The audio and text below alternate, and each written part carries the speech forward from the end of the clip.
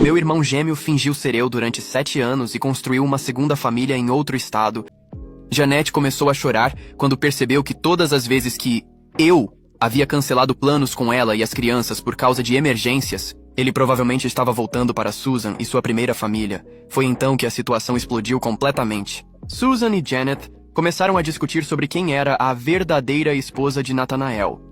Susan argumentava que ela se casou com ele primeiro e que Janet era tecnicamente a outra mulher.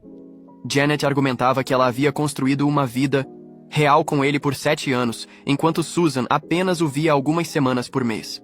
A discussão escalou rapidamente. Susan acusou Janet de roubar seu marido, mesmo que Janet não soubesse que ele já era casado. Janet acusou Susan de não satisfazer seu marido o suficiente, forçando-o a procurar uma vida melhor em outro lugar. As crianças começaram a ficar assustadas com a discussão. Samantha começou a chorar, e Henry ficou confuso sobre por que as duas mulheres estavam brigando. Mike se escondeu atrás de Janet, e Samuel começou a fazer perguntas sobre por que todo mundo estava gritando. Eu tentei acalmar a situação, mas isso só piorou as coisas. Quando tentei falar com Henry para tranquilizá-lo, ele ficou ainda mais confuso porque eu soava exatamente como o papai dele, mas todas as pessoas adultas estavam dizendo que eu era uma pessoa diferente. Janet ficou furiosa comigo por confundir Henry ainda mais. Ela disse que eu deveria ter ficado longe da situação porque minha presença estava tornando tudo mais traumático para as crianças.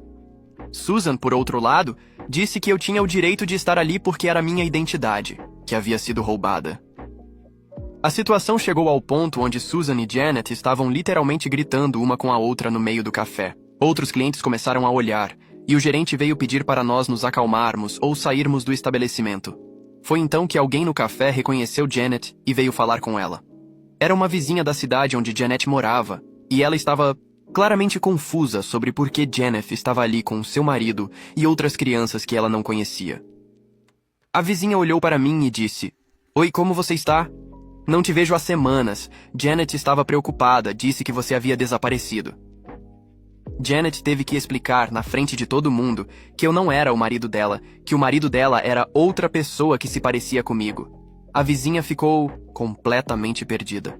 Ela conhecia meu rosto há anos, sabia onde eu morava, conhecia Henry e Mike.